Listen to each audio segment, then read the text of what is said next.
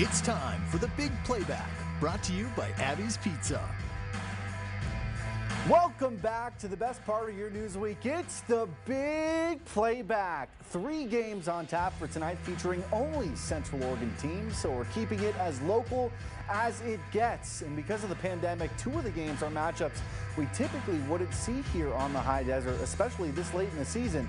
We'll show you those in a bit, but first, we begin our highlights with a crosstown tilt that happens every year, Bend against Summit. Now, the Lava Bears looking for revenge after getting shut out by the Storm at home a few weeks ago. Here they have the ball deep in Summit territory, and Bend running a trick play, but the Storm are all over it.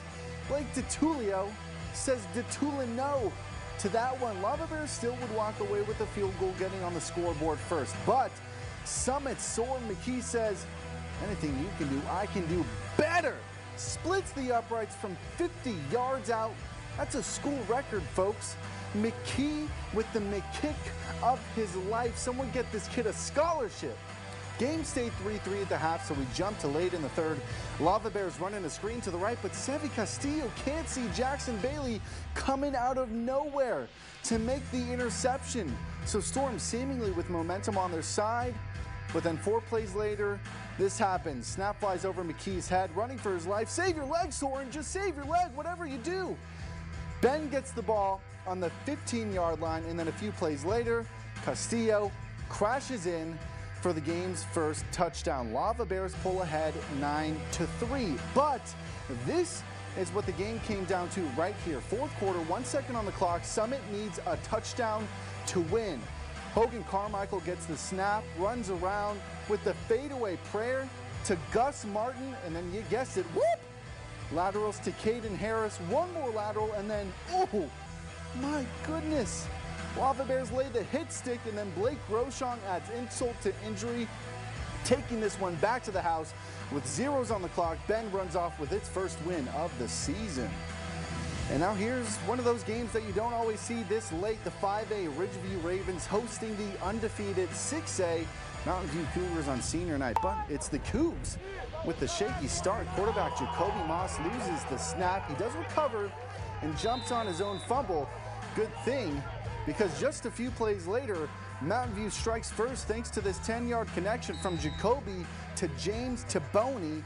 It's a 10-yard touchdown. Cougars up 7-0 in the first. And then on their next possession, senior tailback Luke Roberts with a full head of steam. He breaks the plane, make it 14-0 now. Ravens, though, they're not going away easy. Gannon Jeter getting shifty here, and then he is off to the races. 40 yards to the house, untouched. They cut the lead to 6 early in the second, but then it was all Mountain View after that. Ridgeview wanting no part of 44. Luke Roberts barreling in for another rushing touchdown. It was 27-8 at the half, and the bleeding just didn't stop there. Here we see Moss on the run, airing it out to a wide open Jake Hatch with the snatch of a catch, putting on the afterburners for the 75-yard dagger. Mountain View making it look easy tonight, shooting down the Ravens 48-16 to move on to a perfect 5-0 on the season. And finally, another rare matchup, this one between Lapine and Sisters.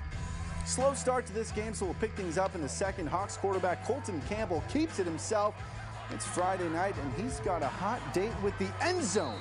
Hawks strike first. Later in the second, Lapine at the Outlaws' 12-yard line. Campbell fires, and Hacken Hansen absorbs the blow for another score. Lapine just getting greedy here, going for the 2-point conversion. Quick pass to a very wide open Jace Earls.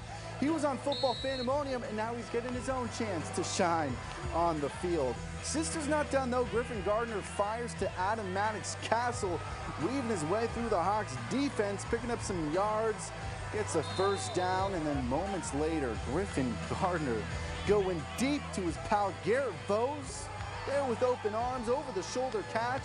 The Sisters faithful absolutely loving it, but it was just too little too late. The Hawks soar off with the win in this one, 22-15. Coming up, we'll show you other scores from your Central Oregon teams, and we'll take you into the gold mine once again for this week's top plays. Don't change that channel, because the Big Playback will be right back.